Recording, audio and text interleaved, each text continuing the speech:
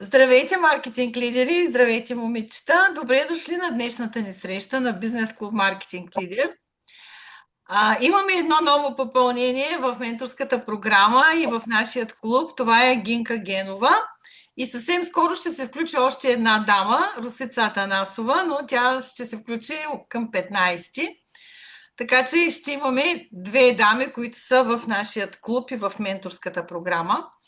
Днес ще говорим за бизнес моделите, но преди това искам да дам думата на Гинка Генова да се представи, да ни кажеш, Гинче, откъде си, с какво се занимаваш, съвсем така накратичко. Да, здравейте! Приятно ми е така да се включа и в тая група и най-вече съм доволна от ментора Русанка Нечева, Начева, да. Начева, да, извинявайте. И значи аз съм от Велико Търново и се занимавам 25 години с обучение по професиите маникюрист, педикюрист, козметик, фризьор, масажист и техните модули. До сега сме ползвали други партньори за онлайн реклама, но в един момент разбрах, че трябва самостоятелен бранд да бъда и самостоятелен маркетинг и онлайн, защото хората вече гледат само онлайн рекламите и трябва обаче трудно ми е, че започвам почти от нулата, но аз съм упорита, както казва и другата жена, и ще се научам. Така че вярвам. И най-вече пък ми хареса програмата и въобще обучението, начина на обучение на Русанка, че започва стъпките от нулата да обяснява на хората, докато и на други места така съм проучила, но те започват някъде от по-високо ниво. Аз ми е нужно от нулата и затова благодаря и се радвам, че съм тук при вас. Благодарим ти за представянето, Гинче. Момичета, започваме по темата тази вечер. Тя е бизнес модели.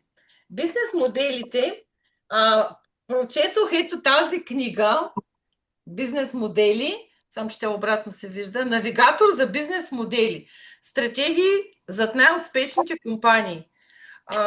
Много е интересна и я прочетох и реших да ви предам от тази книга какво така научих, но то всъщност ние ги знаем тези неща, но тази книга ги систематизира нещата. Тази книга има те са 54 бизнес модела, но те не са за нас всички, те са повечето за големи компании, нали, които за нас съм отделила 15. И така, накратко ще ви обясня за всеки един бизнес модел, защото бизнес модела, това е начина, по който бизнесът се събира парите от клиентите. Можем да получаваме пари от нашите клиенти по най-различни начини. И ние трябва да имаме бизнес модел или бизнес модели, по които да работим. Първо ще ви кажа с мен аз какви бизнес модели използвам. Използвам бизнес модела за абонамент. Бизнес модела за абонамент, това е в клуба, нали, абонамента, то всъщност после ще ви ги кажа, нали, тези, които аз използвам, и продажбите, онлайн магазини и така нататък, но нека да започнем подред сега. Първият бизнес модел, който съм подготвила, това е бизнес моделът добавка. При бизнес модела добавка имаме пакетно обслужване. Примерно продаваме някакъв онлайн курс и добавяме към този онлайн курс нещо допълнително. Или пък както продаваме менторска програма и към менторската програма има добавка още 2 онлайн курса за AI. Продаваме, да речем, крем за лице и към крема за лице имаме добавка крем за ръце. Нали? Но всичко това се продава. То всъщност аз в менторската програма ги давам, нали, като бонус, но тук имаме за продажба. Продаваме крем за лице с крем за ръце в пакет. Пакетно обслужване. С нещо добавено. Другият бизнес модел, това е партньорство. Да продаваме чрез партньори или така нареченият affiliate маркетинг.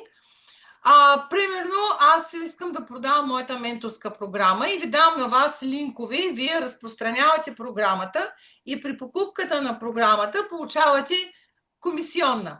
Това е афилиейт маркетинга. Партньорството също го има и в MLM компаниите. Всички вие сте партньори на компанията, продавате продуктите и се получавате комисионни от продуктите. Това е втория бизнес модел, който съм подготвила. То е партньорство. Сега, другия бизнес модел се казва Айкидо. Той е много интересен бизнес модел. Ми направи така много хубаво впечатление. Това е когато продаваме, когато компанията или фирмата заема позицията противоположна на нейните клиенти. Не на клиентите, а на колегите, които предлагат същия продукт. Какво значи това? Например, сега тук съм извадила от книгата един пример. Цирк дю Солей. Обикновено цирковете вкарват в програмата си дресиране на животни. Това се очаква, нали? Освен акробатик и така нататък, има и дресура на животни. Но Цирк дю Солей не използва дресиране на животни, а комбинира опера, балет, театър. Те ги комбинират опера, балет, театър с цирково изкуство. И става нещо много забавно. Защо използват това? Защото от една страна те спестяват пари, защото поддръжката на животните е много скъпа. Обаче пък от друга страна предлагат и нещо иноваторско, нещо интересно и нещо ново. Този бизнес модел се нарича Айкидо. Тук вече при този модел трябва да мислим извън приетите норми. Трябва да измислим нещо интересно. С ChatGPT може да ни помогне нашия приятел, дед казва Ели. Това, което прави нашата конкуренция, ние да правим нещо противоположно. Например, сега Дорите ме попита, защо няма да има запис. Всички ментори, които правят вебинари, всички правят записи, предоставят ги и хората очакват да получат запис. Обаче аз почвам да правя нещо противоположно на очакванията и противоположно на моята конкуренция. Казвам, че няма да има запис. Това го видях от Ники Вълев. Той цяло лято прави вебинари без записи. Без записи. Аз го... Да, не исках да кажа, че и ние с нощи, нали, точно това говорихме с дете, защото като има записи не идват. Точно така. Проследих на Ники Вълев работата цяло лято, проследявам нещата. Не знам какви резултати има, но сега реших, след последния вебинар, реших този вебинар да го направя, да е нещо ново, нещо интересно. Реших този вебинар да няма презентация. То ще има, но само 3 слайда в началото. Коя съм аз и какъв подарък съм подготвила, защото подаръка искам да го видят нагледно. Извинявайте, кашлицата пак ме подпука. И точно това, нали, е смисъла, че ще направя нещо, което не го прави моята конкуренция, единствено Ники Вълев. И така, просто ще направя един тест да видя, когато са презентации, нали, аз казвам ценни неща, може би ще ги записвам, ще правя записи там, но когато правя практични вебинари, като показвам къде да кликнат, какво да направя, няма да има запис. Който иска да види, да си купи програмата, всичко го има в програмата. Така съм решила да работя от до година и сега един тест извънреден вебинар ще има сега в четвъртък. Така, другият бизнес модел е кръстосано продаване. Може да си ги записвате и да видите кои бизнес модели може да използвате за вашия бизнес. Кръстосаното продаване, това е, например, магазинът IKEA, той е магазин за мебели. Обаче предлага голямо разнообразие и от други продукти. Нали, за дома, за обзавеждане на дома, освен мебели, има покривки, такова, много неща. Чаши, лъжици. Да, всичко за дома.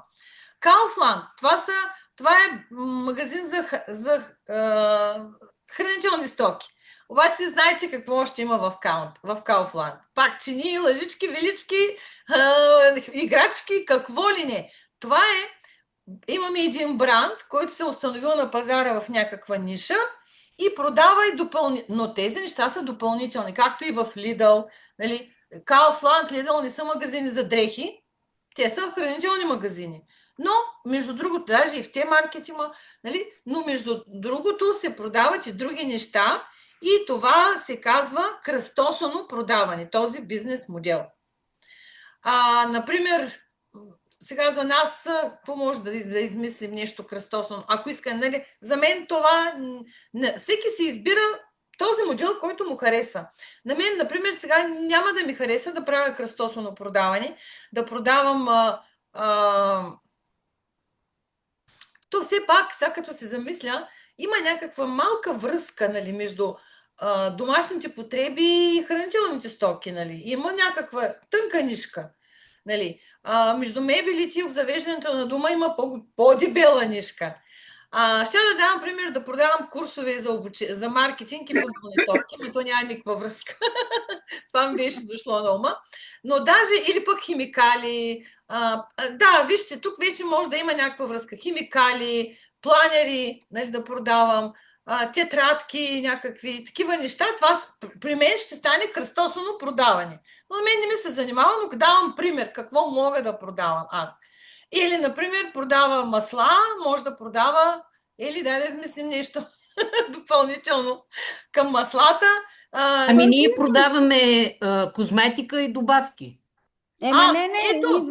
Ама, Роси, то по принципа е да извън това, което имаш в пакета на фирмата. Нали? Да. Тя самата компания прави кръстосано продаване между добавки и козметика, но ние може да се направим онлайн. Попаднах на един магазин на Тера Нова, мисля, че беше. Тера Нова, да. Да, те продават маслата на дотера, обаче продават и допълнително продават масла, базови масла, от кокос, от бадем, от не знам си какво, несесери продават. Това е кръстосано продаване. Да. Да, би си при теб, нали, ако си направиш онлайн магазин някакъв, може да продаваш, какво може да продаваш? Нещо към козметиката, да измислим нещо.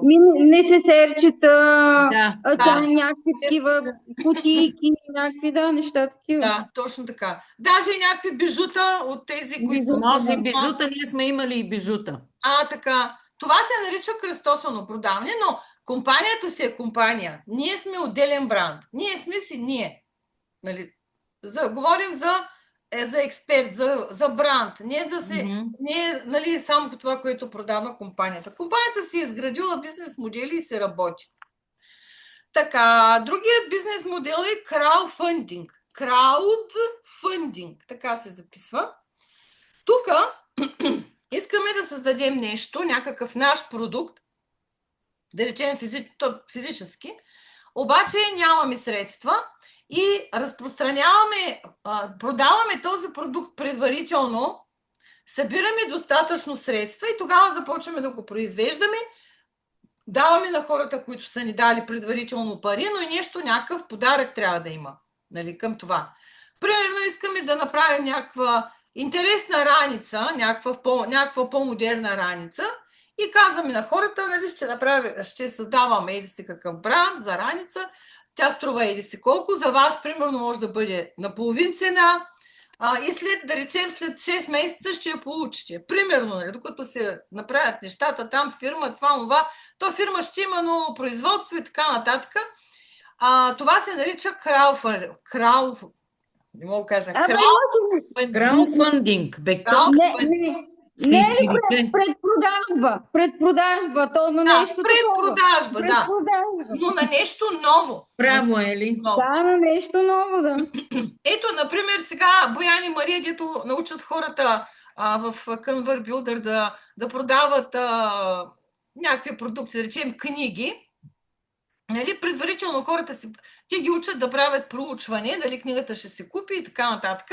Но аз, когато издавах моята книга, аз продадох много екземпляри предварително, може би към 100 екземпляри предварително, още докато се печаташе. И хората, аз писах предпродажба, но това не е краудфандинг, защото аз вече си бях платила всичко. Краудфандинга е да съберем пари от хората, за да произведем нашия продукт, за да напечатаме нашата книга и след това, нали, те да си я получат и може би с някакво обучение да получат допълнително като подарък или нещо друго. Това се нарича краудфандинг. Историческия музей, който е в България, историческия музей, по този начин го създадоха. Хората си платиха инвестиции, музея, нали, вече е готов, даже има и доброволци, ходят там да почистват, да работят и си получават някакви дивиденти заради парите, които са платили. Това се нарича чист краудфандинг. Така, но идеята трябва да бъде вълнуваща, интересна, за да може хората наистина да поискат да платят предварително и да чакат за продукта. Другият бизнес модел, това са директните продажби. Продажбите, които се продават директно от производителя и се прискача търговеца на дребно. Това са MLM компаниите, директно от производителя, нали? MLM компанията си ги произвежда и хората, които са консултанти, си ги продават. Това също се нарича и директна продажба. Сега, другият, това е 6-я, 7-я, електронна търговия. Тук при електронната търговия можем да продаваме физически и дигитални продукти. Обаче, при физическите продукти хората знаят какво е, нали, това нещо. Имат си някаква представа. Даже и книга да е, когато се снимат няколко страници, съдържанието, нали, хората могат да придобият някаква представа. Обаче, когато продаваме дигитални продукти, като обучения, менторски програми и така нататък, това хората не могат да го видят. И това е минуса. Но има нещо, което може да компенсира този минус и това е така наречената продажбена страница. Това, което ви говоря. Да. И точно продажбената страница обяснява на хората какво ще купят, какво съдържа този продукт. Затова казвам, че лендинг страниците са мънички, те само събират имейлите на хората и контактите, нищо друго. Днеска даже правих една лендинг страница на една клиентка. Само безплатно видео, името на видеото, картинката и формата. Но при продажбената страница на дигитален продукт тя трябва да бъде обширна, плюсови, минуси, абсолютно всичко. Какво съдържа? Огромна, обширна, с колкото се може повече текст, нагледно картинки, отзиви също, нали, трябва да има. Това компенсира това, че хората не могат да разберат какви са тия дигитални продукти. Когато бях в Успей България, моят любим учител Петър Антонов, Пешо, той продаваше Успей в България обучения, програмата. И ние бяхме тогава афилиейт, нали, към него, ние разпространявахме програмата и получавахме 40% комисионна. Аз също разпространявах програмата и много хора не можеха да разберат каква е тази програма. Тогава Пешо ни учеше само на лендинг страници, 2014 година.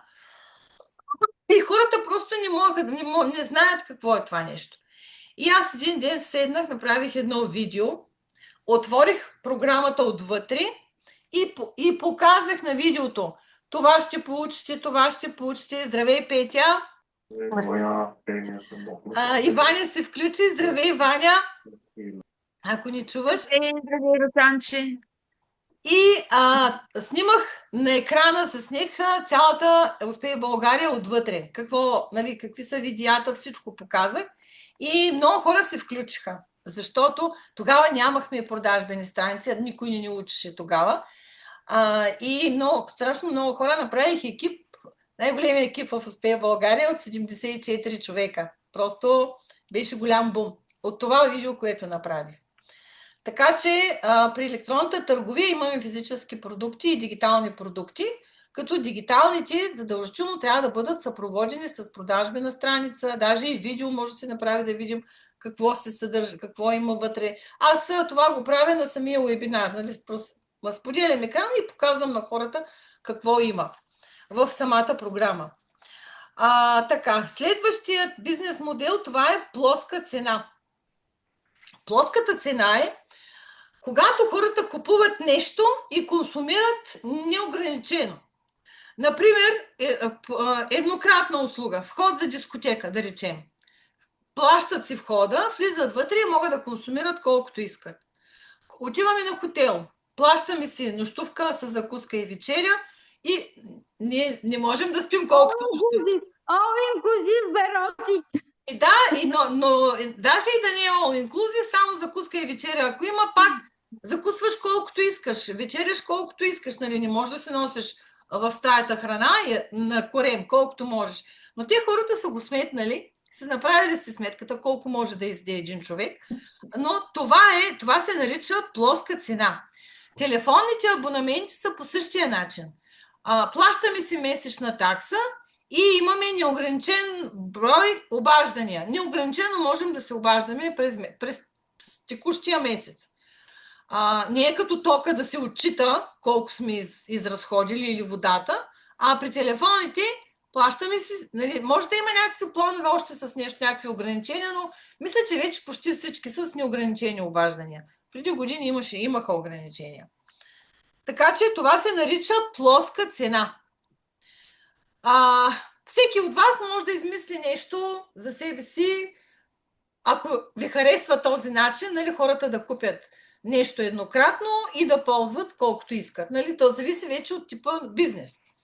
Регистрират се, Роси, и всичко, и моите знания, моите съвети са безплатни. Да, особено пък твоите направо, или той е пушка. Консумираме колкото искаме. Така ли? Да.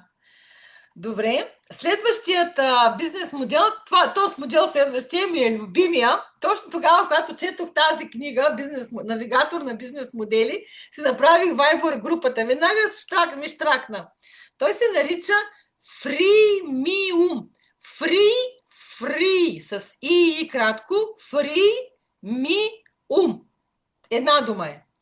Измишлючени, малко извъртяни, ама може би от английски така ги превеждат. Нямам се на идея.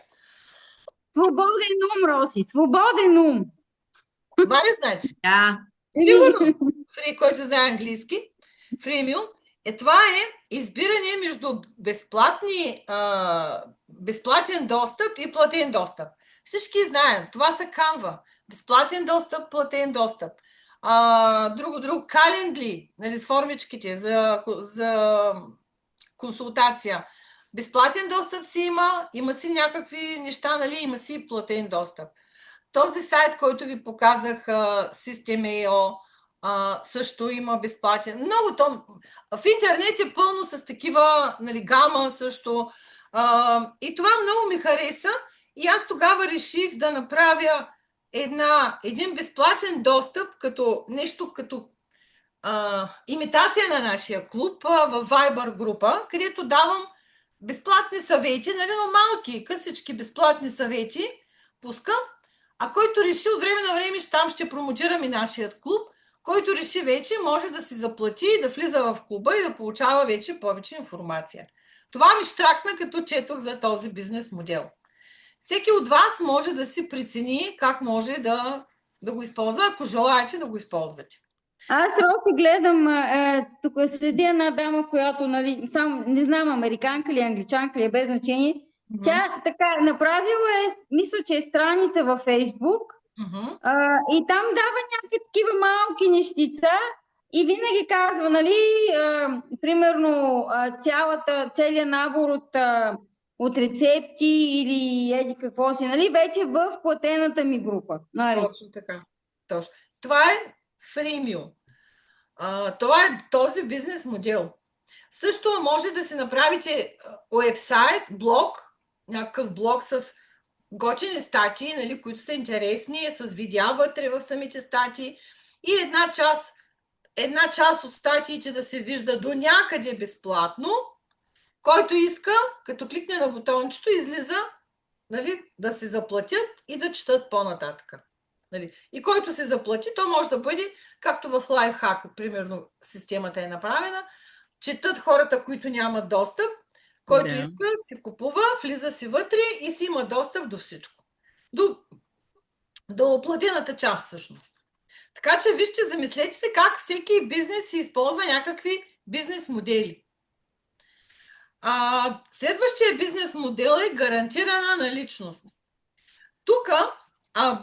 Тук ние трябва да бъдем гарантирана наличност. Трябва да бъдем налични по всяко едно време. Аз го ползвам този модел. Това е абонамента ми за поддръжка на уебсайтове. Хората ми плащат, когато трябва ми се обадят да направя нещо, плащат ми обаче на всеки месец определена такса. Нали, аз съм си направила сметката за един месец, за тези пари правим това и това. Ако искаш повече неща, се увеличава таксата, това и това. Но, когато хората ми се обадят, аз независимо къде съм и какво правя, аз трябва да съм на линия и да ги направя тези неща. Това се казва гарантирана наличност. Това е всяка една поддръжка. Поддръжка на асансьори, нали, като се развалят асансьорите, трябва да извикат техник, той трябва да дойде. Хората си плащат, нали, да речем хотела.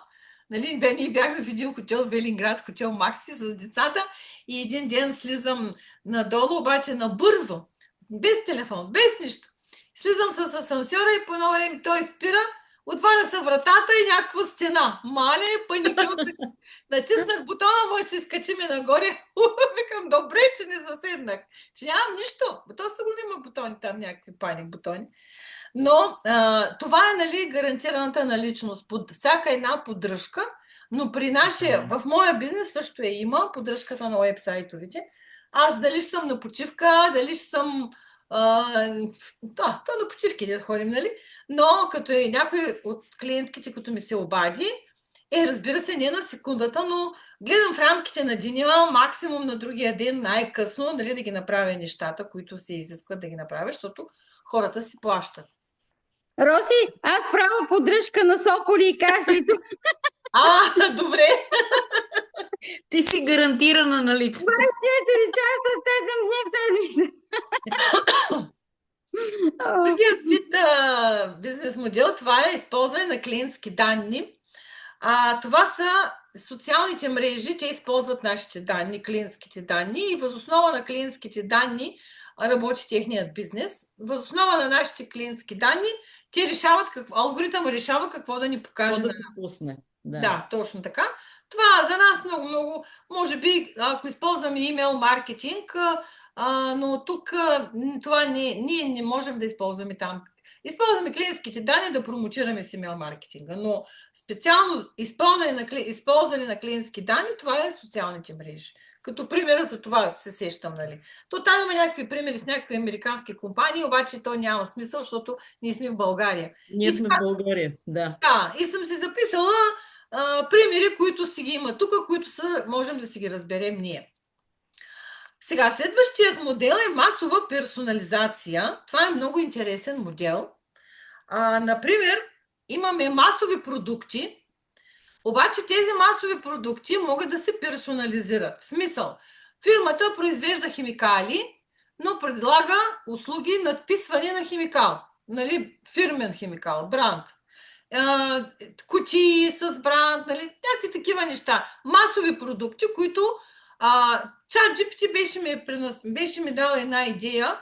Аз се позапалих малко, но после се отказах да направя брандбокс, да направя курс с книга, с кутия брандбокс, като в тази кутия нали, да има брандиран химикал, кутията да бъде брандирана с брандиран химикал, книгата ми и планера в комплект с онлайн обучение. Първо ми прозвуча много добре, обаче после не ми се занимава сега да... Домързяло те, Роси. Да. Аз не обичам да иначе идеята е чудесна. Чудесна е. Да ходя да търся фирми, да ми брандират химикали. По-нататък го направи.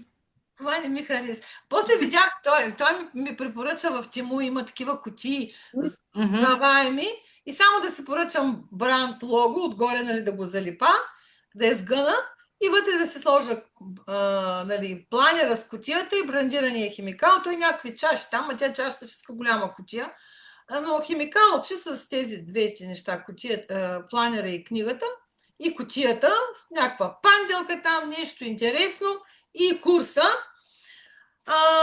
Да, дед каза, би се домързяме. Но се нарича масова персонализация. Този бизнес модел. Да предлагаме, нали, но то е за фирми, които предлагат такива неща. То и ние можем да го направим, защото в Тиму, сега се сещам, в момента ми излиза това, което разглеждах, в Тиму може вие да предлагате такива кутии. Купувате си кутии от Тиму, купувате си, някой ако иска нещо брандирано, поръчвате на Тиму, изпращат ви ги и изпращате кутията с бранда, който са ви поръчали. Примерно, нали? Там така и сега ми излезе това в главата. Това също може да се използва, на който му се занимава, разбира се. Така, следващият бизнес модел се нарича отворен източник. Отвореният източник са социалните мрежи.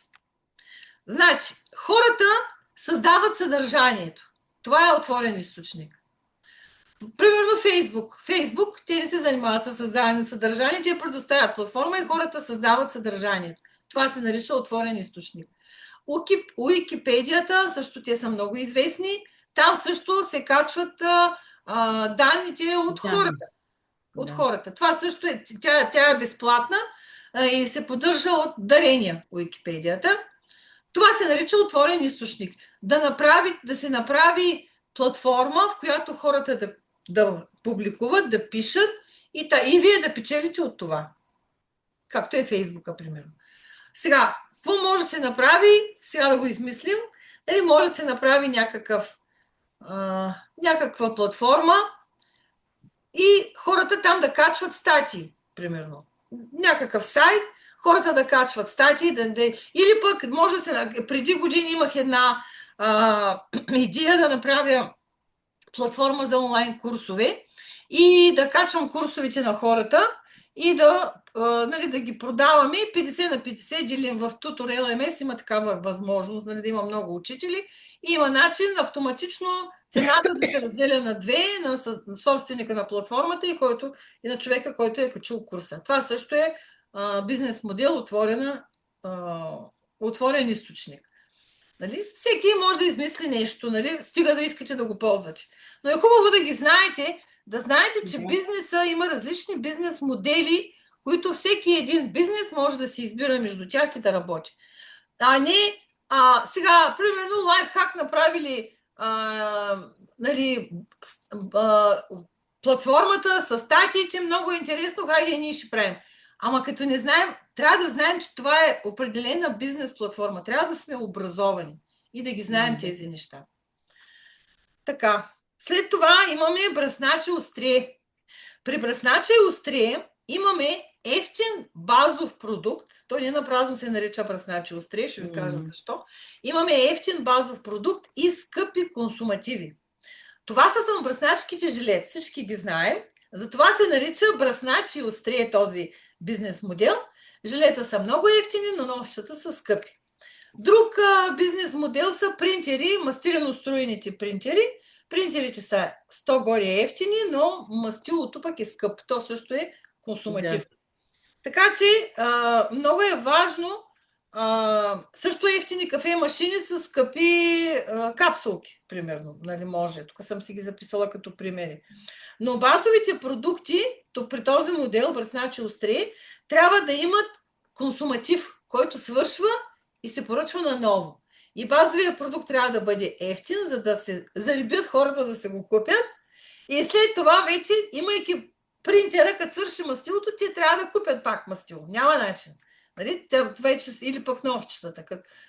Нощчето, като се изхъби, трябва да се купи ново и така нататък. Кафето... Роси, за принтера мога да си намериш друга марка по-ефтина. Може. Той има и лазерни. Аз съм си купила. Аз първо имах мастилено строен. Обаче, като видях колко струват мастилата, викам, аз ще си купя един лазерен. Макар, че той също има консуматив, нали, главата, която, нали, свършва мастилото, после си купувам, то пак има вътре мастило, пак си купувам аксесуара, нали. Ама той по-ефтин ли е лазерния?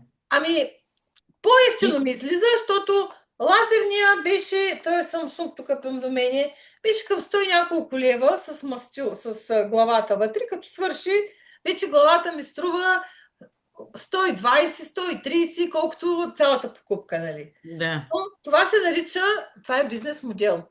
Това е бизнес модел и се нарича бръснач и острие.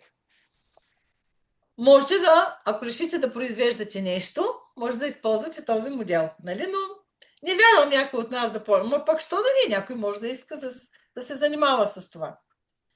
Другият бизнес модел, това е абонамента, позволява на клиентите да получават продукти и услуги редовно. Както е нашият клуб. Нали? Всички сте абонирани, кой за един месец, кой за месец, кой за 6 месеца, за една година, нали, имаме абонаменти. Сина ми продава, той вече няма да продава мед, но продаваше мед, защото вече няма време да се занимава с пчелите, но онлайн, нали, има клиенти, които всеки месец си плащат, да речем, за 2 буркана абонамент и той си им ги изпраща. Нали.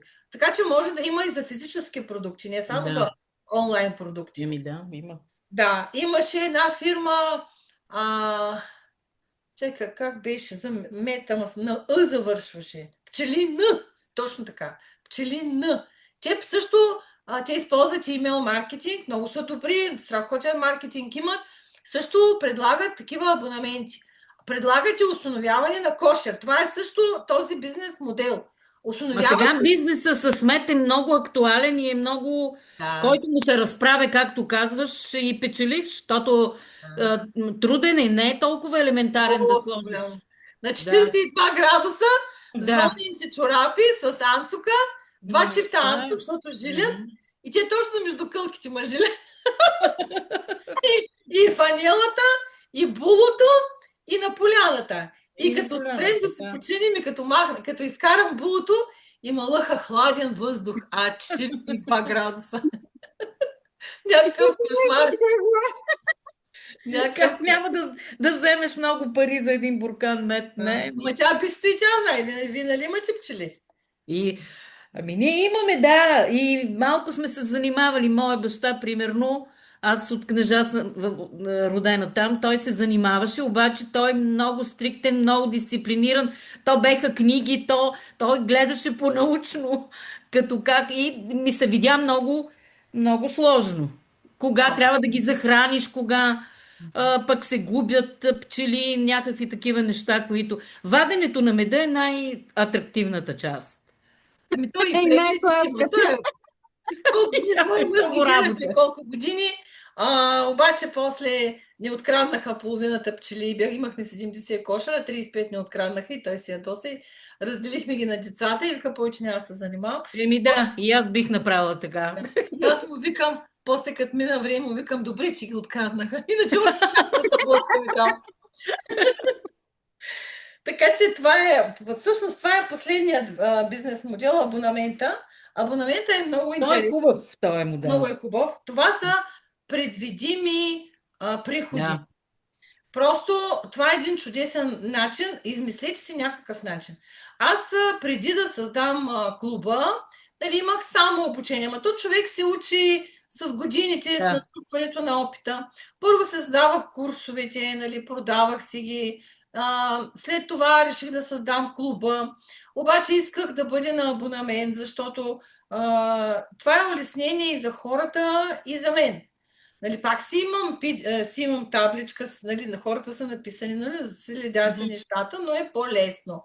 И намерих начин, нали, аз не знаех как се създава този абонамент, но разбрах, качих си разширението в сайта и се направих нещата. И казах, няма да направя клуб, докато не си направя така, че да бъде на абонамент. После като с сайтовете, пак реших да направя абонамент за поддръжката. Един минимален абонамент за най-минималната поддръжка, който иска повече, вече по-скъпо. Макар че изисква моето присъствие, но пък нали сме на работа, няма значение. Нашата работа не е 8 часа от 9 до 5, ами е разпръсната през цялото денонощие. И в момента работя. Така че, нали, това са... Но това е един чудесен начин на абонамента. Измислете си начин да си продавате продуктите и услугите. Сега, тук бях си изкарала един файл, беше много интересен, само да го отворя, специално за MLM компаниите, защото имаме много хора в MLM компании. Обаче къде го наврях, само да го намеря. Ма ние имаме абонаменти в нашите... компанията е направила абонамент. Аха, в Да, на добавките на тези продукти е направила абонамент. Да, добавките, ето, вижте, много хубаво е и вие може да направите абонамент. Да. Лично. И аз си мисля как аз лично мога да си направя. Да, да. Абонамента, ама трябва сайт вече за абонамент. Да, то са много... Да, там вече... Понякога има един минус абонамента, че, нали, от практиката ми, че абонамента е много хубаво нещо, но понякога клиента няма пари в картата. И пак трябва да се проследява. Нали, да се следи. Да. Някога пише, нали, не може да се осъществи плащането и аз трябва да видя, щом не може, значи няма пари в картата и трябва да се обадя, да направя скриншот, да се изпратя на клиента. Нали, рядко се получава, но има и такива случаи. Има и такива. Да, има си такива неща. Пък сега за хората от MLM компаниите, тук съм си записала. Хубаво е да си направите личен бранд. Това съм го казала много пъти. Нали? Създайте си свой личен бранд. С образователен бизнес. Например, създавате си някакво обучение, както, да речем, Елис беше създала обучение за пречистване на организма, но само, че с хората, които са в дотера, но може и с съвсем нови хора, дали, да се създаде някакво обучение и правейки обучението, хората да се купят продуктите на компанията. Това е един чудесен начин. Не се крийте зад компанията, излезте вие като експерти, влезте в... Нали, тук имаме експерти и хора в MLM компанията. Не стойте като консултанти, излезте в лицето си като експерти. Това е по-печелившо, като излезеш. Много по-печелившо е. Много по-печелившо. Вие ще си вземете комисионната от продажбата, но хората ще ви платят и заради вашата експертиза. И, нали, някои казват, нали, да помагаме на хората, да не гледаме това, че ще получим пари. Съвсем не е така. Когато имаме бизнес, ние трябва да имаме и приходи. Иначе си е само хоби. Роси, ние правихме по принцип детокса по-миналата година. Нали, хората си купуваха само продуктите, без да плащат програмата. Обаче аз в един момент, нали, викам на Детелинка, викам, добре, ние ги правим програмите по един месец. Това е нашето време.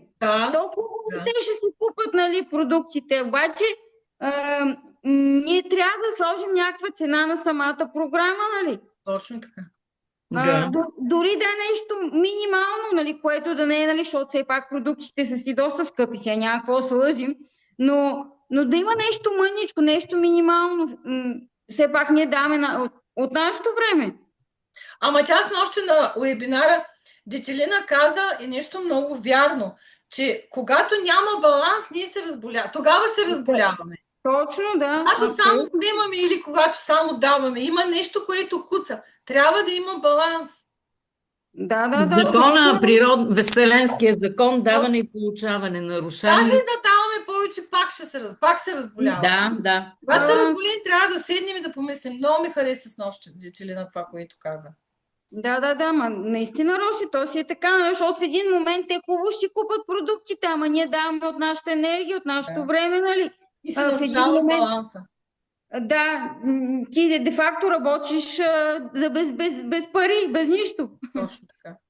И отиваш към разболяване. Абсолютно, да. Не, точно. Тя специално за тия неща много в части и наистина точно така. Да. Другото, което може да направите е сега за афилейт маркетинга, тук съм се отбелязала, афилейт маркетинг, що съм го писала? Не. Това не е много за MLM компаниите. Не. Експертна услуга, консултации също може да се. Освен онлайн обучение, може да се правите консултации. Значи, пак излизате, това е хубаво. Пак излизате като експерти, Обаче не правите обучения в група, да речем, на много хора, а Не, едно или... към едно. Да. Консултация, но платена.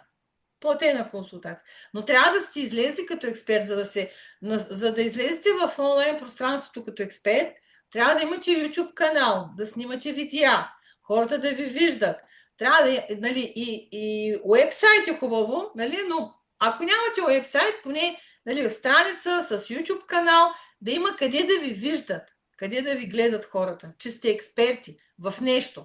Нали, всеки от вас е експерт в нещо. Работейки в MLM компаниите, вие сте станали експерти във вашата си област. Имате много натрупани знания. Това, което ви обучава компанията, това, което чувате от спонсорите, от лидерите, всичко това е попило във вашите глави. И трябва да седнете и да се направите така един разчет. Аз какво знам, как мога да го систематизирам, как мога да помогна на хората.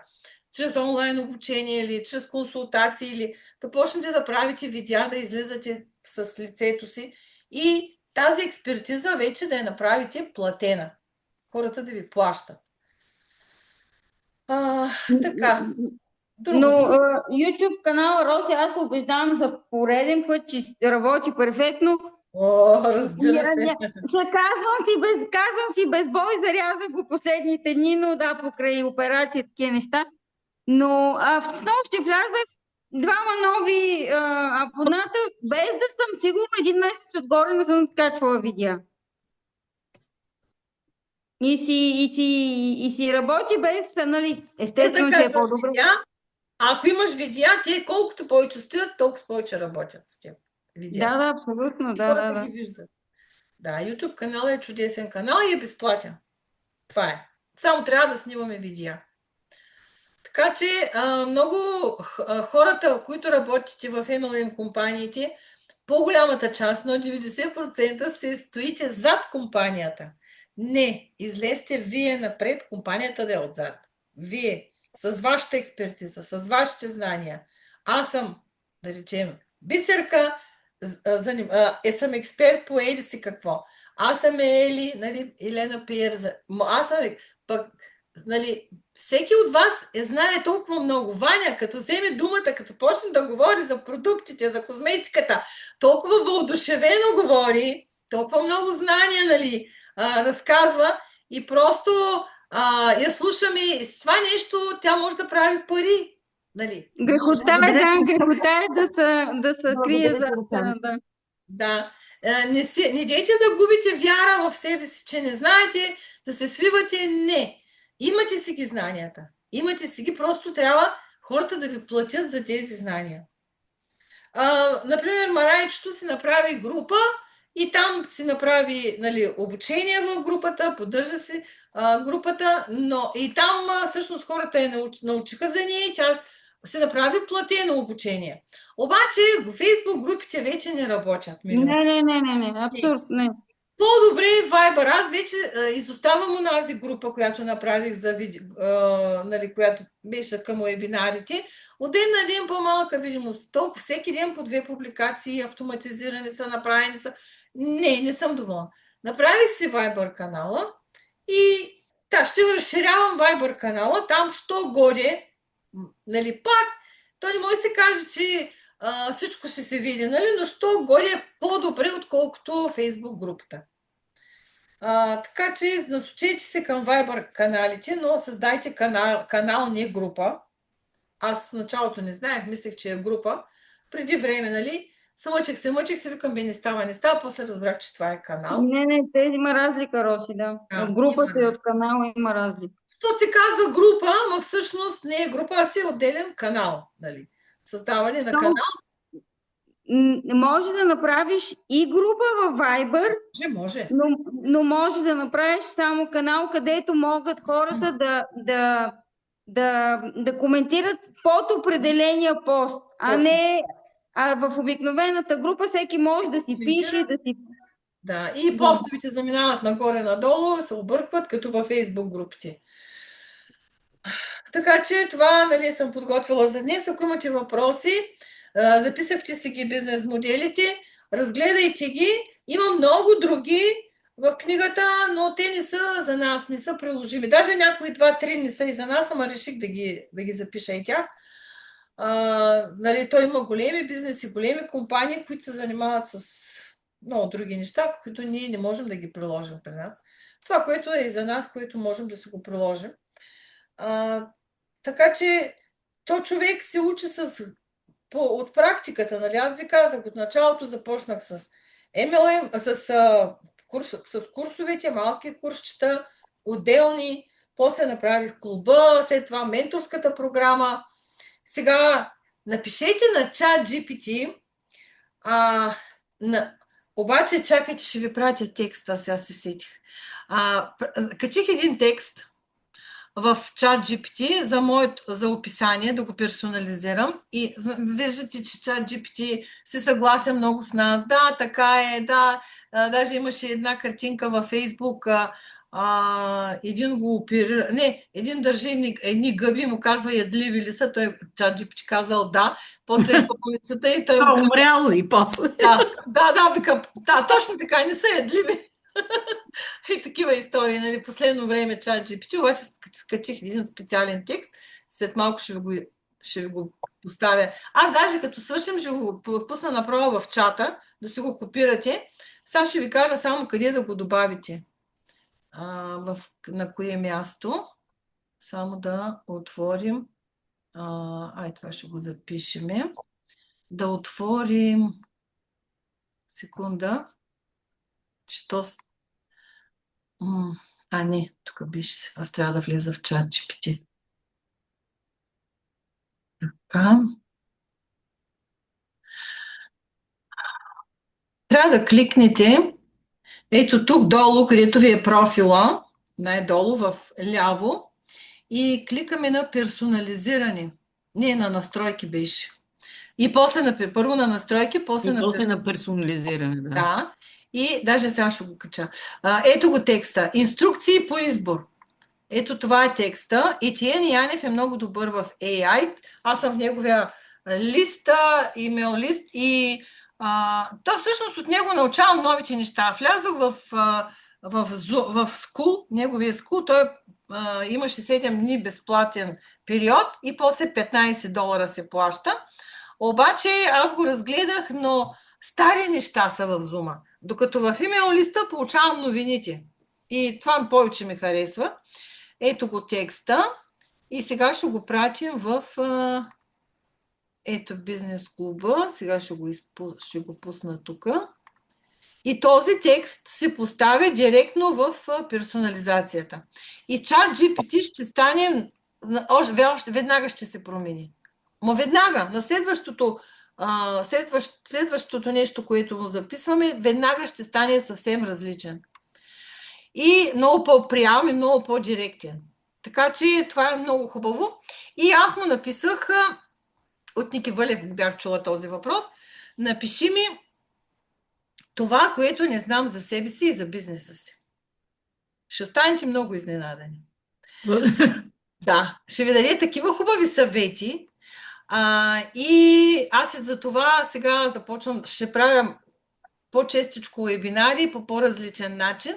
Той на мен ми каза, нали,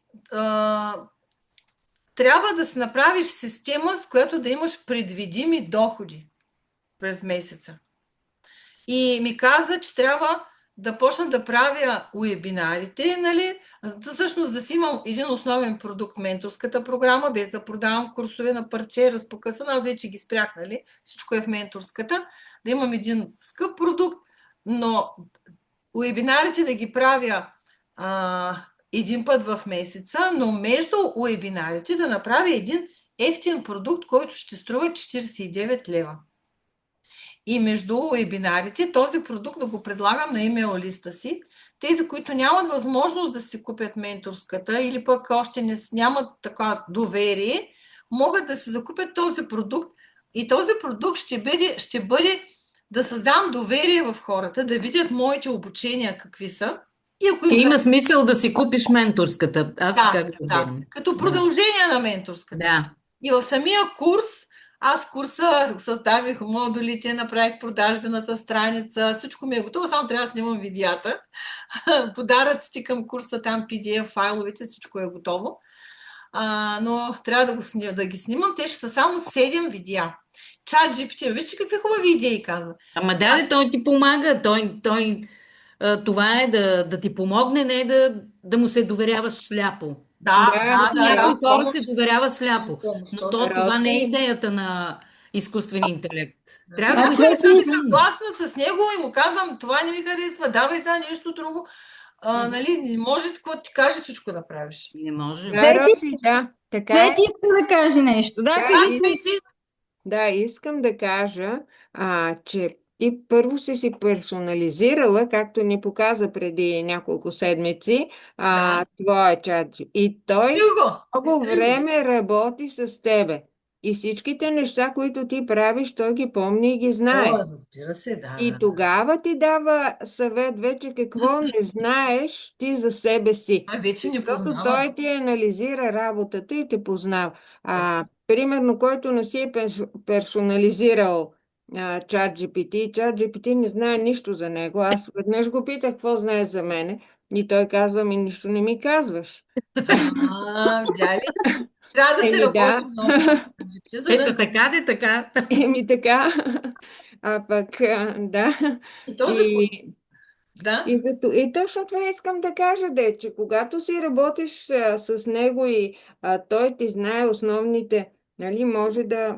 Аз главно го питам като Google за различни неща. да. И разпокъсани, и нови чатове. Той не може да знае аз точно какво всъщност се интересува. И му давам стихотворение, като напиша нещо и като му давам стихотворението и той казва прекрасно. И така ми го анализира. Викам, Боже, аз това ли съм искала да кажа, ма толкова ли съм велика аз? Да, изкарва на велики. Да. Винаги.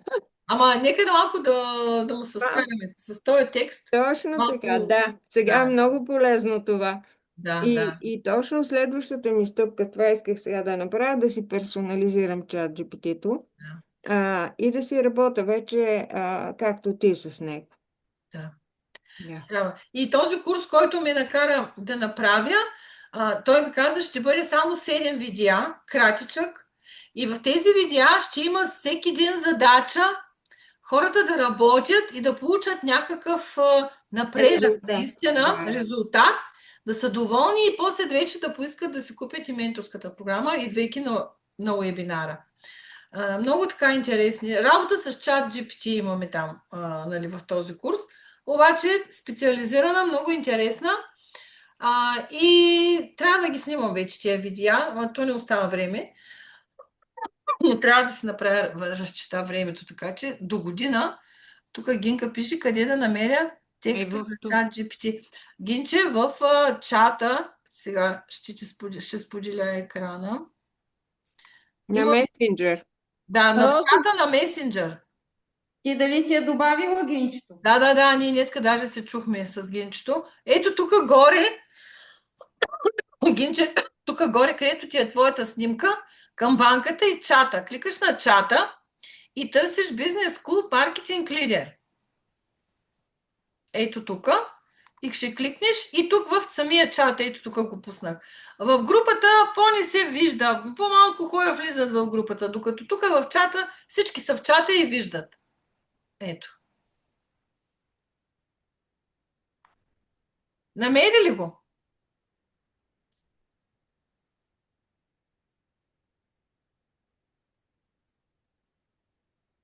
Благодаря, пише.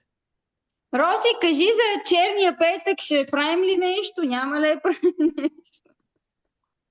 Черния петък, аз мисля, че преди две срещи бях казала за черния петък. Да, нали говорихме, ама. Да, то сега вече няма и много време, нали? То трябва по-раничко да се подготвим. Ще бъде черен декември, айде. Да, за Коледен Те, декември. Вчера, как да им тебе слушах по телевизията. За черен петък, нали, вие сте в MLM компании. Там самите компании правят промоциите. Ако сте позиционирани като експерт, може да си направите вие ваша кампания. Но за момента, нали, нямате някакви курсове създадени, някакви обучения. Единственото нещо, което... сега може да направите нещо за черен петък.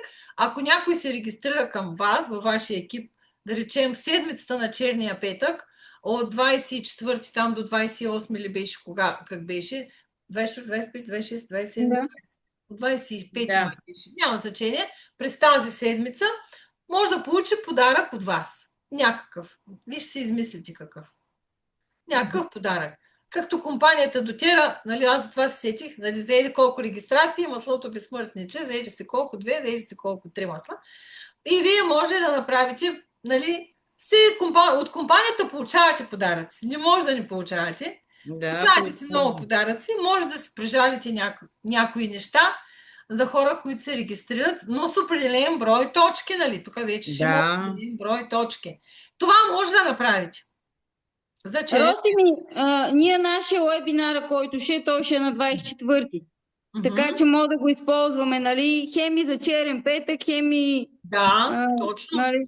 Хубаво е да се правят уебинари. Ето, Детелина, нали, една жена от Дотера с Ели работят в партньорство и ще правят всеки месец уебинари, за да разпространяват продуктите на компанията, нали, хората да научат за тях. Това също е една много хубава дейност.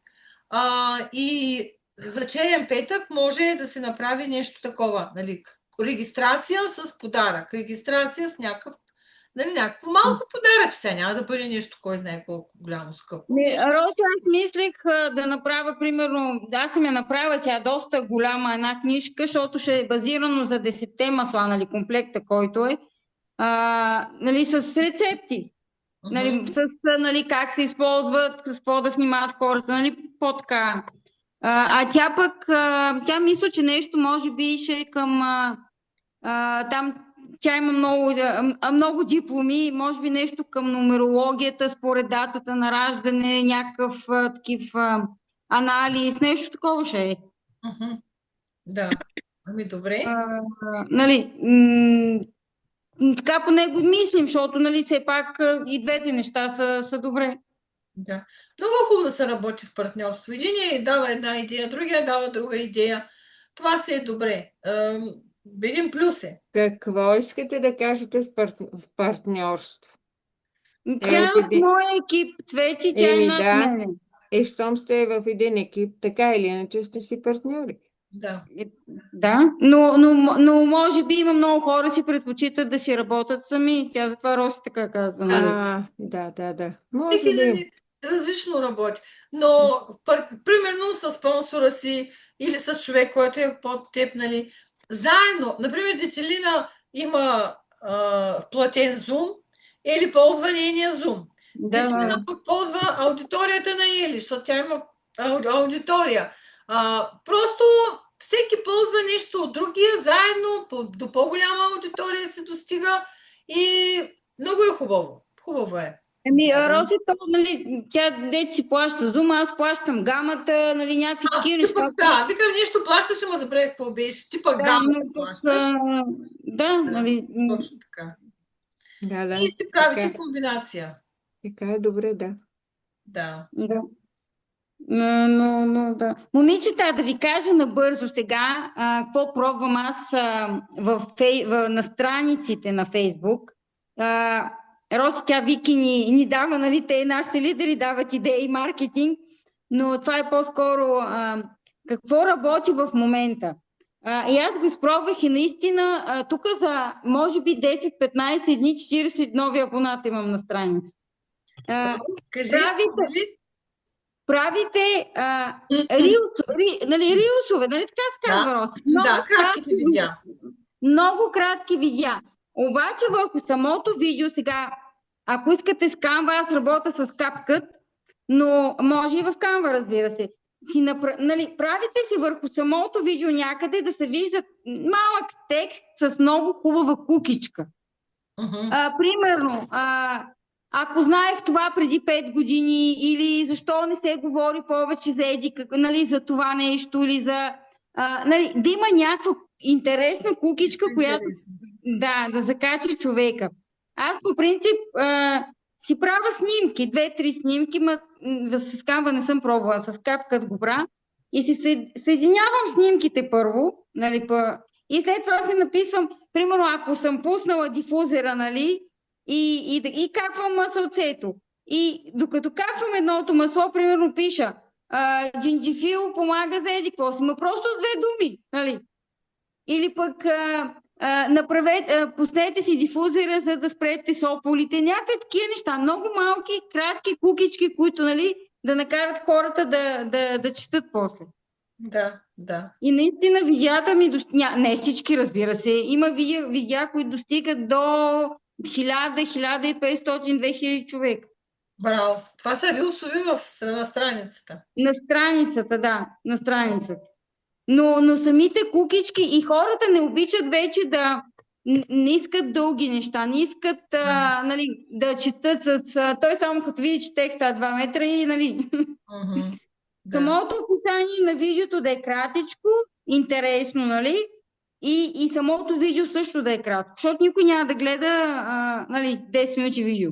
Да. И аз си мисля, че моите уебинари после на запис сигурно не ги гледат целите и просто няма смисъл да правя вебинари на запис. Не знам. То Роси трябва човек, който му иска да се научи и на който има нужда, ще ги гледа. Но, нали... Може и да ги гледат някои. Нямам се на идея, ама ще видим. Ами не знам, аз гледах Ники Вълев. Сега имаше някакъв 3-дневен... Той всяка седмица имал. Ами сега имаше 3-дневно някакво такова. Всеки петък, събота и неделя има. Аха, да. И той никакъв запис не остави. Каза, че няма нужда, не трябва да има запис. Иначе много неща вече повече дава и понеже аз отдавна не бях гледала и си е сменил малко репертуар. Или сигурно много. Не много, аз го следа цяло лято. На мен ChatGPT ми даде същата идея. Това, което прави Ники, ChatGPT го е посъветвал много по-рано. ChatGPT ми каза така: за да спестя време, аз трябва да правя един и същи вебинар, практичен през цялата година. И този курс, който сега ще го заснема, да го продавам цяла година, между вебинарите. Един и същи вебинар, Ники цяло лято говори за едно и също нещо. Това, което си го чула, той го говори от юни, от май месец. Същото. Аз влизам и аз гледам бизнес модела. Да го слушам, защото ти работи. Да, и аз се опитвам да видя какви реклами прави, нали, това, което е добър, да видя кое е ново дава. Пък аз се отрепвам да се подготвям за вебинари, презентации, имейли, това, убивам се. И ChatGPT ми каза така, като му казах да ми каже това, което не знам за себе си и за бизнеса, ми каза така: правиш един и същи вебинар, практичен. Учиш хората на нещо практично, само сменяш заглавията. И разбира се, си пускаш и имейли и реклама, нали? То трябва да се доведат хора на самия вебинар. Но един и същ. И сега ще пробвам сега на 20 съм решила да говоря за чат-бота и за имейл маркетинга, да показвам страници, на пътя на клиента, нали, че го достигаме до клиентите през социалните мрежи, после трябва да им вземем контактите, да влезат в имейл листа, да покажа лендинг страници, къде влизат контактите, как стават нещата, не как се прави лендинг страница. Защото сега, ако почна като Ники за изкуствения интелект, ние ще се преповтаряме, това ще стане папагалство. И там моята сила е тук, нали, в имейл маркетинга, чат-бота, това е моето. И ще им покажа и Smart Sender, странички, лендинг странички, как хората влизат, нали. Такива неща ще им покажа. И после ще, нали, към менторската. Но няма да има запис. Хората няма да го гледат на запис. После ChatGPT ми каза плюса, нали, на записа е, че някои хора, които си искат да присъстват, искат да го гледат, няма да могат. Но пък иначе, нали, минуса, пък плюса е, че ще дадат повече хора, като знаят, че няма запис. Но аз имам подготвени вебинари за декември и за януари. Те са тематични. Декември е новия маркетинг за новите неща, пък януари е маркетинг рестарт, ще говоря, как да рестартираме бизнеса си. И от февруари ще почна пак така, както ми посъветва ChatGPT, както прави Ники. Ще показвам тия неща без записи, да видим. Имам подготвени заглавия, ама аз ви ги бях показала. Ама то всичко е тестване. Ще Да, тества. да. Роси, обаче ти почна първа ChatGPT, изкуствения интелект, да го рекламираш и да ни учиш нас в курсове. И Да, после другите ги вкараха тия неща. да. Ники с голямо закъснение почва да говори за изкуствен интелект и също така, да. И Но Ники е страхот. То страхотен е в смисъл, че тия бизнес модели, той ги знае много добре и ги използва. Използва ги бизнес моделите. Много е силен в рекламите. И той е работил, нали, с Юли Тонкин, голям бранд и развива. Той е младо момче, има акъл, знае. Той е бил в програмата му и оттам е излязъл. Да, ние бяхме заедно Да. 2020, като беше COVID-а. Тогава Ники беше там, такъв, нали, като мензи, светичък, нищо не знаеше още. Сега в Viber има още един, но аз му забравих името. Той с продажби и не е лошо момчето, хубави идеи дава. Но това с не записа и повече време, да ти кажа, че има резон. Като не можеш да си вземеш записа, той го прави, дето казваш ти, то от лятото си го следила. Лятото съм била на море, не мога да го следя. Ето пък есента. Има резон малко в това. Май Но той месец ще се си почна. смени модела. Аз съм сигурна, че той ще си смени модела, ще използва след това нещо друго. Той е гъвкав, много гъвкав. Да. Значи той половин година използва, показва едни неща, как да се направи картинки в Pinterest, за реклами и така нататък. Сега показва, тези неща са от програмата, това, което показва в програмата. Сега показва как да направим видео с как беше сега, забравя ги програмите, какви бяха. Нали? Да, ама ти ни го беше показала това. Да.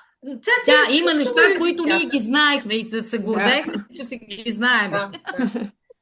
Показва дребни неща на уебинара, нали? Но има добър е, много е добър, Ники. Добър е в маркетинга. И гледа ли, Роси, ти, то трябва да го има в Ютуба. Гледа ли семейство Тонкин? Го хванах тук неделя ли беше, бяха заедно. Бяха пред участниците в менторската им програма. Но Юли много е задобрял. Аз също го следя от дълго време. Ама много е. Той човек няма въпрос, на който да се запъне, да каже винаги. Много, просто умни момчета. Но са много в тандем са страхотни с Бени. Да. И Юли Тонкин, и Бени, и Ники Бълев. Той също много се разви. Просто развиват се момчетата. Знаят английски, учат се от американците. И изобщо супер. Той Юли го учи, не го знае от кога. Значи сигурно до 2 години ли започна активно да го учи, защото той е бил казваше, че не знае английски и си определяше там 2 или 3 часа на ден с ментор го учеше. Да. Най-големите маркетинг лидери, Вики ни пуска постоянно видео, обаче всичко е на английски. Да. Големите ментори, маркетинг ментори, всичко е в Америка. Това няма как да избягаме. Без английския сме просто, аз направо и викам, и добре да е хубаво, Вики, защото нищо не разбирам. Да. От време на време има превод на френски, но на български просто забравяйте. То не трябва да се копира и много, защото трябва да се тества. Има неща, то не е въпроса да копираш, въпроса от всеки да си вземеш по нещо, нали? По нещо, да. Точно по нещичко. Това, което работи на пазара. Да. Ето аз от Ники си вземам това, да няма запис. Но ще преподавам това, което аз съм силна. Не това, което той преподава. Разбира се, да. Това, което ти можеш да го направиш. Просто идеята за това и това е. И после да бъдем себе си. Вземаме си идеята, преработваме я през нас и ще бъдем себе си. Разбира се. Сега в четвъртък ще тествам да видим как Тествай. И така, вземайте си бизнес модели, развивайте се, не стойте зад компаниите, а излизайте напред. ако искате, нали, да се развивате, да се развива бизнеса. Но винаги аз и нещо друго забелязвам. Роси, нали ти пратих коментара оня ден. Нали, не под моята страница, но Да. и показвайте се вие. Аз, примерно, показвам маслата, показвам дифузера, но не ги, как да кажа, не ги набивам в очите на хората. В смисъл, като правиш нещо, оня ден пуснах един компот за имунитет. Аз капам маслата, те почти не се виждат, нито компанията, нито какви са маслата, нито, нали, смисъл, за да може хората да се интересуват, да попитат, да, нали, какво слагаш, колко, нали. Добре, добре. Това добре ли или е лошо? Това е лошо, може би. Защо да е лошо, Цвети? Това Ти добре се ли е? попиташ- Просто предизвикваш интерес, така ли? Това е целта, да Цвети, хората да контактуват с теб. Сега дали ще имат добре, накрая значи продажба. и това, което правиш, го правиш така, защото намираш, че това е правилно, нали така? Да. То работи, Цвети. Хората Това гледат. работи. Това работи. Добре. Но не да ни... Сега, преди, нали, казваха, не дейте казва нищо за компаниите, нищо, когато се свържат с вас, тогава не. Компаниите Не. всички ги знаем. Няма Да. смисъл да крием, че работим в някаква нали, определена компания. Нека хората да знаят, че сме в Oriflame, doTERRA, в Forever, нали, хората, които... Въпросът е когато говориме да сме ние, както казваш, а не информация за компанията. Клиента не го интересува за компанията, защото той вече ги знае компаниите. Да. Създал си е някакво мнение по-скоро. Подходът трябва да е много различен, много твой си. Стила трябва да ти е твой. Да знаеш. Това е трудното да го направиш. Иначе, като информация всички знаеме, много знаеме, даже сме експерти. Когато знаем, не е трудно, Биси. Когато знаем, излизаш и кажеш това, което знаеш. Когато човек не знае, тогава е трудно. Ето примерно, Бисито и Ванюшка имат уникални червила. Примерно, да кажем.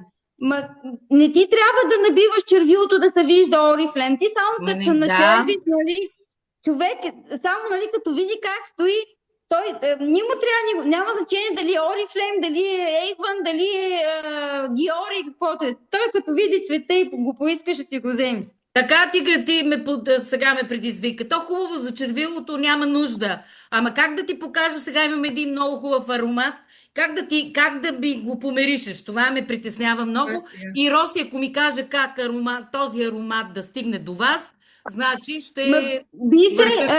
Играй върху емоциите. Върху емоциите играй. Маслата някой може ли да ги подуши по интернет? Не може. Сега ще питам и ChatGPT.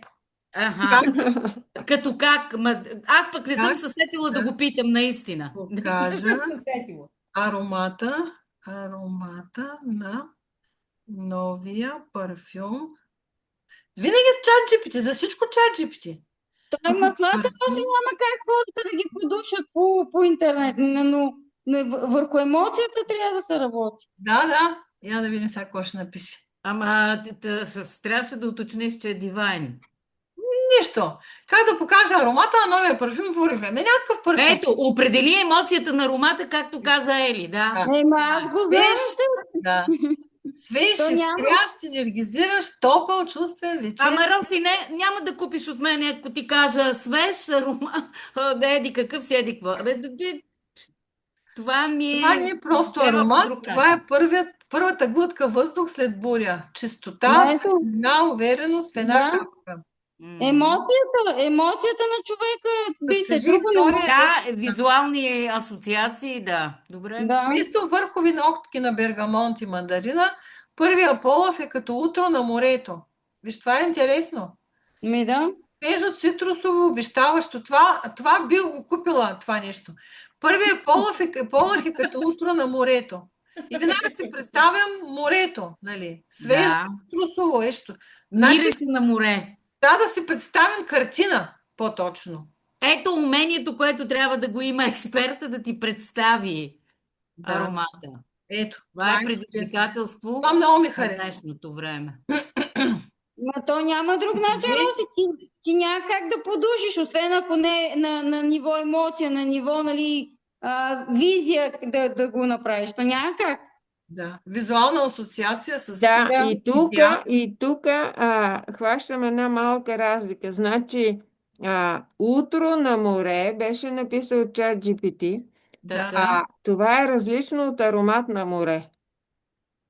Нали е Не, различно? утро свежо, цитрусово и обещаващо. Да, Утро на море всеки си го представя по най-добрия начин, както той го е преживял и го знае морето. Да. Иначе Аромат на море може да е и на миди аромат или на пържена Свежо, риба. цитрусово, обещаващо. Може на много. Абе, с ChatGPT ще ги правите публикации. Да. Ако представиш онлайн, направи кратко видео, ароматно преживяване. Кадри, глас, думи, като затвори очи и си представи. Аз, ако затворя очи и си представя някаква картина, бих си купила парфюм. Нали, картината, в която ме водят да си представя. Да, ако те водят правилно, трябва хубаво да те водят, Кой Роси. парфюм на Oriflame? Я кажи кой е той. Divine. Divine. Я да видим сега. Divine. Добър избор. Да. Divine Dark. Не продаваш парфюм, продаваш момента, в който една жена се спомня колко силна и женствена. Това не ми харесва. Това е движение от несигурност към сияние. Първите секунди ухая на свежи цветя и кадифена праскова, като онова чувство, което обличаш роклята, когато те кара да се изправиш по-високо. Това е хубаво. След това се разгръща топлина, сандалово дърво и мускус, които остават върху кожата като спомен от нощ, която всичко се подрежда. Дивайн не крещи, той присъства. Това е ароматът на жената, която не гони внимание, тя го привлича. Тук Това присъства ми харесва. Да. Да. Визуално. Ма би се ти само като знаеш сандаловото дърво, как мирише. Да. Роси, тя знае как мирише сандаловото дърво. Чистото Да. сандалово дърво. Ма ти може да си направи цял роман. Да. Чат Не, GPT ще го на среща. използвам с чата, ще си контактуваме, си правиме среща, такива вечерни. Да. Да. Може, аз съм правила презентации. Пиши постове с чат GPT, направи си група във Viber, привличай хората в групата и там пиши такива текстове и също може да създаваш и видеа, нали, не с теб, а има най-различни начини, нали. То има много начини. Да, с нея, с шалчетата, като искаше да направим там с Сора, ма тя Сората е изчезна, сега пак ще я пускат, но в Canva има най-различни инструменти за видеа. Така че това са начините. Много е хубаво. И днес, нали, знаете каква е датата? Освен, че... 11. Медална. Да. Медална. 11. Да, и днеска било ден на какво беше, бе? Някъде ми излезе. А днеска Свети Мина. Свети Да, Мина. Деня на семейство, Да. което ние сме едно малко семейство, което така, хубаво е да се виждаме в този ден, да си пожелаеме успехи, здраве, Да, и здрави се. светлина за портала се отваря на Да. светлината и на желанията. Точно. Трябва да сте си... Днес не трябва, то почти мина деня, но дано да не сте го правили, примерно да клюкарствате някого или да обиждате някого, или пък самите вас. Днес една дама казва, колко съм глупа, викам, ма не се обиждай така. Аз нещо забравих там, колко съм глупава. И това са неща, които трябва да повярваме. То е наистина така, да се поизчистим речника малко от такива негативизми. Да бъдем добри. Да, и ни поднесе друга хубава информация. Аз си мислех, Роси, бизнес модел като бизнес, примерно както ние сме мрежова индустрия и другия бизнес, който си е. И викам, да, и добре, така, викам, чак да видя какво ще ни каже Роси, ти направо ни изненада приятно, с много предложения. Както винаги. Да, аз чета книги и записвам се много. Точно така, чети и ги сдъвква и най-важното. Да. Много книги имам за четене маркетингови и от практиката си неща, нали? И от Като намеря практиката, нещо да. ново, като този за платформата за безплатния уебсайт. Нали, като има нови неща и вие сте хората, на които ще ги споделя. Дай напред, разбира се. Роси, не знам ползваш ли Storytel, обаче това ти така ти улеснява живота, това чудо. Кое да ползвам? Storytel, да слушаш книгите. Аха, не, разсейвам се. Ти се разсейваш. Да. И Аз Това обичам да си прелиствам Да. книгите, значи да ги слушам. чета, да ги чета ми е по-добре. Да, това мириса, аромата на книгата да си отворя. Четенето ми е по-бързо. Аз не обичам да гледам много и видеа, много ми е бавно, мудно. Аз искам да прочета текст. По-добре една статия, колкото и дълга да е. Чета и много по-бързо се случват нещата, отколкото да гледам. Ти имаш визуално, то не е визуална памет ми, да, нещо подобно да кажем, айде. Визуалната ми е по-силно развита от слуховата. Но Видеото има и визуална, и слухова, нали? Но много ми е бавно, нямам време да чакам. Да слушам, примерно, 1 час някакво видео, нали? Даже и филми, като гледам, сега, нали, дават Вражда по BTV и издирвам в онлайн на предните серии и даже точно... Ти днешната серия гледа ли бе, Роси? Защото и аз гледам Вражда, но днес не можах да я гледам. Да, ще влежа в BTV Плюс, има повторения. На коя серия са? Аз вече съм на 113-та. Там са на 100 и... Не, щом си на 113, значи... Много напред съм.